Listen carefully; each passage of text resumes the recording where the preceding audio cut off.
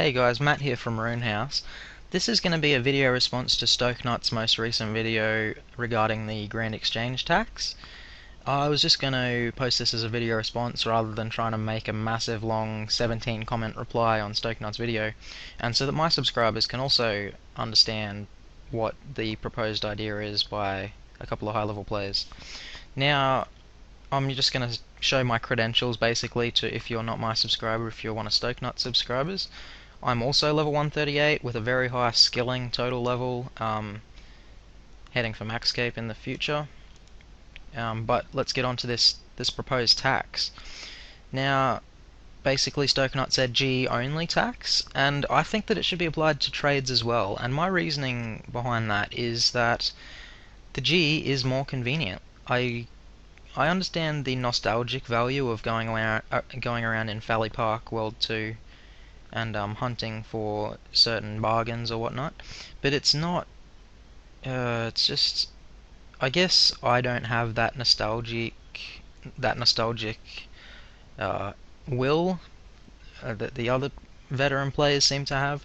I prefer just to come to the Grand Exchange and, you know, fill up my bank with stuff. Like if I'm gonna go slaying for a week, I'll buy some prayer potions and make up some super attacks and super strengths to make extreme sets and anti-fires, and you know, I like being able to buy it hassle free, and everything pretty much buys instantly.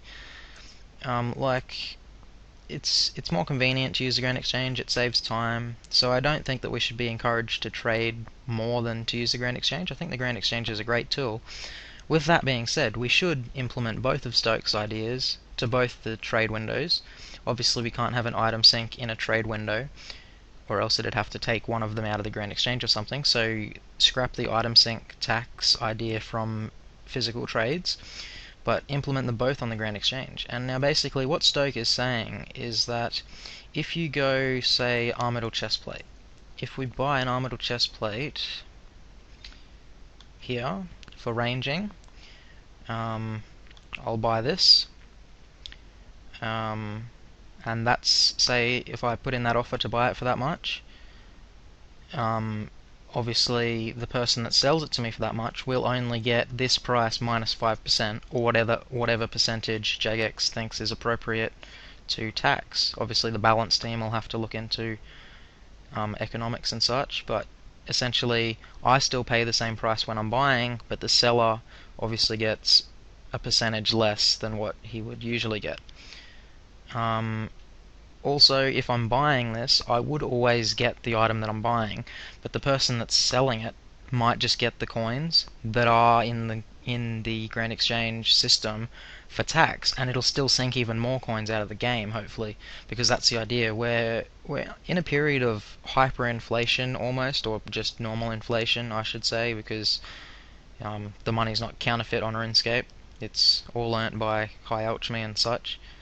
But basically we're in a period of inflation where more money comes into the game, and everyone knows this, but not many people understand this, is that the more coins there are, the less valuable one coin is worth. The buying power of 10 mil, say, no, bad example, the buying power of 100 mil, say 2 years ago, 100 mil would get you X amount of items, but now it will get you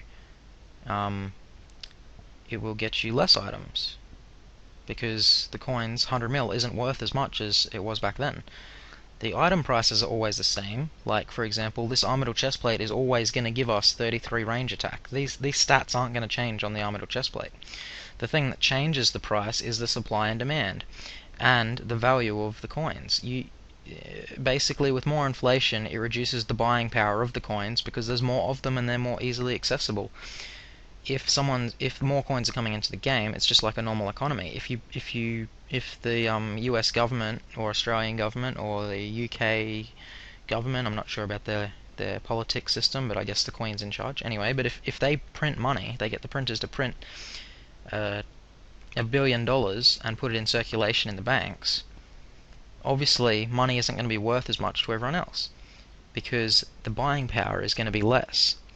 And I think that's enough on economics. But yeah, so Stoke's idea to fix that whole problem was that if I go to sell this Bander's chestplate, there's a certain chance that I will always get this amount of money here, this amount. I would always get that money minus 5%. So maybe the tax would cost me 600k in this case. But then if you wanted to sell it faster, you could sell it negative 5% like a lot of people do, and then it would be this price minus another 5%, and that would be the taxed quick sell price, I guess you could say. And there would also be a chance to sink this item out of the game. And everyone's probably wondering, why would you want to sink items out of the game? Let me just explain to you a bit of the situation. Is that people always have hunted bosses. They've always hunted for Slayer. They've always gotten Abyssal Whip drops. And obviously the amount coming into the game is the same as it always has been. There's always been people doing those activities. And with the old Bounty Hunter before the return of free trade, those items were getting removed from the game, because when you killed someone in Bounty Hunter they would just disappear and give you other things.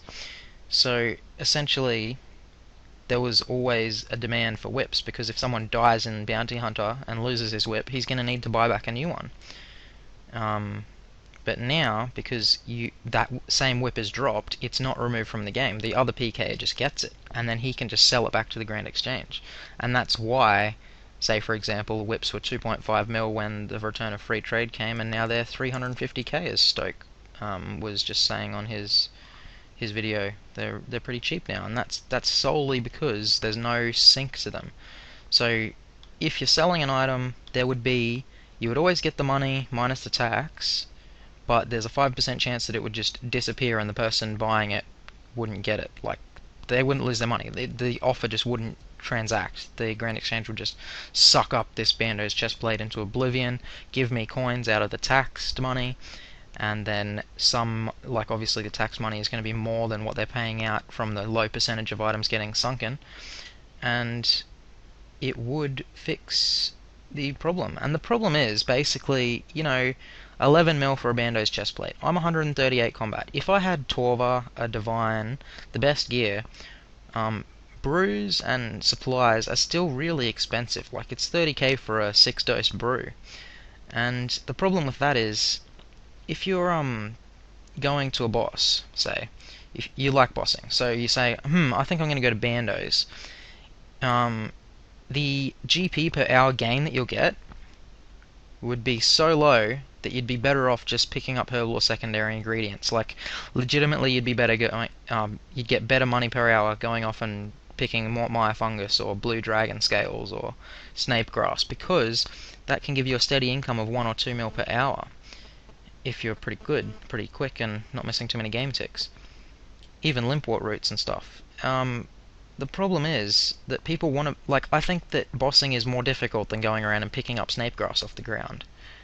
If you probably don't agree with me, you don't understand that bossing you can die and you're risking stuff. So it is difficult. You do get hit some damage at Nex and Corporal Beast and the God Wars dungeon bosses and stuff. So, you want to get rewarded for that. If you're going to spend an hour at Bando's, you'd want to make more money than you can picking up more Maya fungus off the ground. So, if you can make 1.5 mil at Mort Maya fungus, I think you should make around 2.5 mil on average at Bando's. And so, say, if this is at 11 mil, you would get possibly, there's obviously the rarity fact as well, but assume you get one Bando's chestplate every 4 hours, and it costs you a mil in supplies in a yak full of super stores and overloads and brews and stuff. So optimistically, you'd only spend $1 million, but it's probably more than $1 million, I'm telling you guys now. So you'd subtract that, you'd get your 4 hours done, you'd make the 11 mil, which is 2.5 mil an hour, subtract 4 mil, so sorry, where was I at with that? So 10 mil profit for a Bando's chestplate for a drop. 10 mil, you get 10 mil in the hand. But then you got to pay back for your stuff. You're really not making as much as you would if you were just picking fungus or killing dragons. It's just crazy. And Slayers are feeling it as well. Like, their drops, the whip and the dark bow, they're all really, really cheap now, and it's it's not a good situation when you have to say, I'm going to go bossing, but I'll probably lose money, because that's the situation you're at if you don't get a drop in 4 hours. Assume it takes 8 hours before you solo a Bando's chestplate. Then you've essentially lost money because it costs, well, 1 mil an hour, so 8 mil. So no, you haven't actually lost money. You've used 8 mil. You get 10 mil in the hand. So you made 2 mil in 8 hours. That's like what, 200, 400k an hour? That's terrible. Like, you can make more money than that picking up ashes off the ground from a fire maker. You can make like 300k an hour in free to play. And that's the problem, and that's why Stoke is explaining to you guys that this needs to be implemented. But the amount of rage that Jagex is going to get on the forums if they say they're introducing a tax to people selling items, everyone is going to rage. They're just not going to understand. We need people to understand economics so that they can say, yes, this will be good for the game, and they won't complain about it. Alternatively, I think that Jagex's best approach would just be to implement it without telling anybody. Or just, implementing it for 1 month without telling anybody, and then saying on the homepage, oh yeah, we've had this implemented for a month now, we forgot to tell you guys. And then they can't really rage because it's not a recent update, and people haven't even realized it's affected them. And that's the case, is people aren't going to really realize it's affected them. Maybe 5% is a bit Jurassic because it's 600k obviously off this, but that's not too much. Maybe 2.5% tax, that's 300k off a Bando's chestplate. I think that's pretty fair, and if I was selling an item, I'd be willing to pay that, because I just click -5% anyway to get the instant sale usually, unless I want to leave something in overnight. And yeah, so that's my thoughts on this, guys. Go and give Stoke some support. He's getting a lot of hate recently, and he does have the best interest of his subscribers and RuneScape at heart. So go give him a like, because it's not very nice getting heaps of dislikes on your videos. You feel very unmotivated, and he does do a good job, and he's not an idiot. Like, he's trying to teach you guys about the benefits of having a tax. So yeah, thanks for listening. If you've listened all this way, I've just been talking about economics half the time. But if you'd like to see my personal videos, just subscribe to my channel, and I'll see you guys next time. Bye.